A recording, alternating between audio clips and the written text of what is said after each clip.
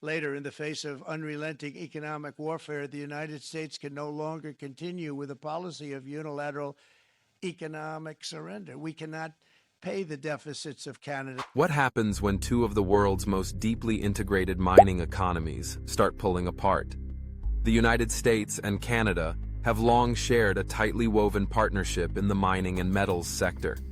In 2023 alone, Canada supplied the U.S. with $47 billion worth of minerals, making it America's single largest source for key materials like aluminum, nickel, uranium, copper, and steel.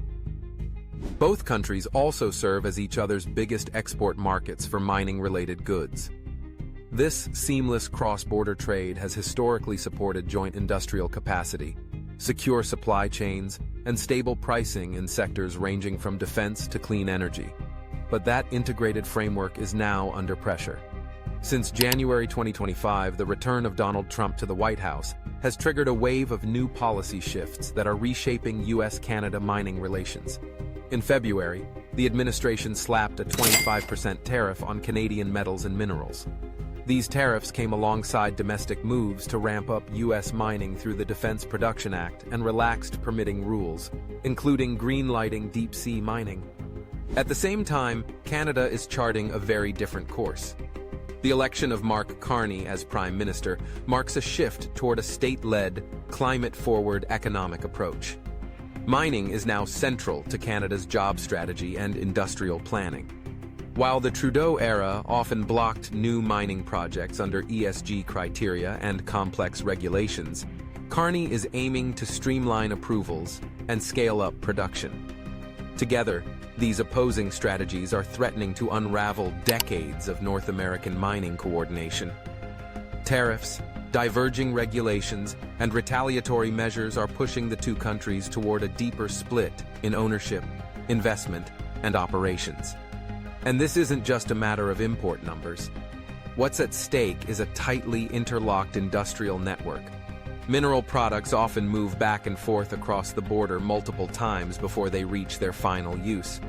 Critical supply chains, in aerospace, automotive, and battery production, depend on shared processing and refinement infrastructure. That kind of integration isn't easy to replace, especially within the span of a single presidential term.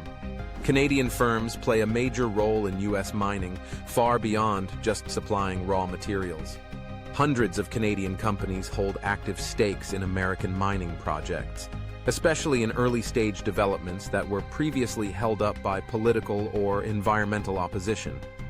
In many cases, it's Canadian capital and expertise that made these projects viable, where U.S. firms either lacked the scale, interest, or technical capability to push forward.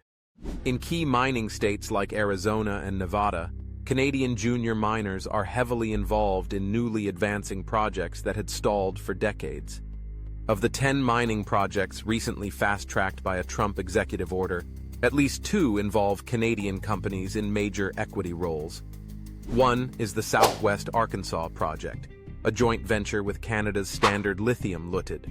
The other is the McDermott Exploration Project, linked to U.S. Critical Metals Corporation, a company that, despite the name, is Canadian. 6 of the remaining projects are U.S.-owned. The last 2 are run by foreign giants. One, a UK-Australian partnership, the other a German subsidiary under Bayer AG. Notably, this deep level of Canadian involvement isn't mirrored on the U.S. side. American mining companies hold far fewer assets or operations in Canada. That imbalance means Canadian firms are far more exposed to shifts in U.S. policy. Projects relying on future federal support could struggle to raise capital or move through permitting if their eligibility becomes uncertain. And if Canadian companies pull back from the U.S. market, it's not clear that American firms can fill the void with the same speed, capital, or expertise. Early-stage projects, the very ones benefiting from Trump's deregulation, would be hit hardest. Meanwhile, Prime Minister Carney is doubling down on building Canadian mining strength at home.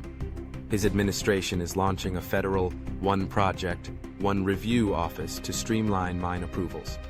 He's also investing in infrastructure that links critical mineral sites to supply chains. A $2 billion resilience fund has been set up to reduce Canadian reliance on U.S. demand and safeguard domestic jobs. This shift also supports Canada's broader strategy, expanding access to markets in Asia and Europe and gaining more strategic independence in the global minerals trade. But if U.S. tariffs stay in place, these efforts could accelerate the decoupling, and the costs of that decoupling could be steep. For decades, U.S.-Canada mineral integration has supported both economic growth and strategic goals in defense, energy, and advanced industry. Disrupting this framework threatens that stability. Tariffs on Canadian mineral imports alone could raise costs for U.S. buyers by over $11 billion a year. Nickel, aluminum, and uranium, critical inputs for batteries, energy systems, and military hardware, would become more expensive. And because there are few easy substitutes, those cost hikes would ripple across entire industries. Take nickel. While the U.S. mines it, all domestic refining happens in Canada before it re-enters U.S. supply chains. Replacing that infrastructure would take years and billions in new investment. The result? Higher input costs, delayed projects, and declining global competitiveness across North American manufacturing. And beyond the financial toll, there's a geopolitical risk. Third country firms could step in where Canadian and U.S. companies once partnered. While many Canadian mining firms are listed on the Toronto Stock Exchange, global giants like BHP and Rio Tinto trade on the NYSE, giving them more visibility in U.S. markets and potentially more political influence under a president who equates stock performance with policy success. That visibility could benefit them, even as foreign entities, over Canadian juniors and mid-tiers that don't get the same attention. Other global players like Glencore and Antofagasta are active in copper and cobalt markets and have the capital to absorb distressed or stalled assets. Even with national security reviews in place, these companies may face fewer trade barriers and less retaliation risk. BHP and Rio Tinto, for instance, have already secured critical policy support for Arizona's long-stalled Resolution Copper project, a joint venture between the two. But here's the concern. Unlike the historic U.S.-Canada relationship, rooted in shared values and regulatory norms, new entrants may prioritize short-term profits over long-term strategy. They may not uphold the same standards for permitting, oversight, or community engagement.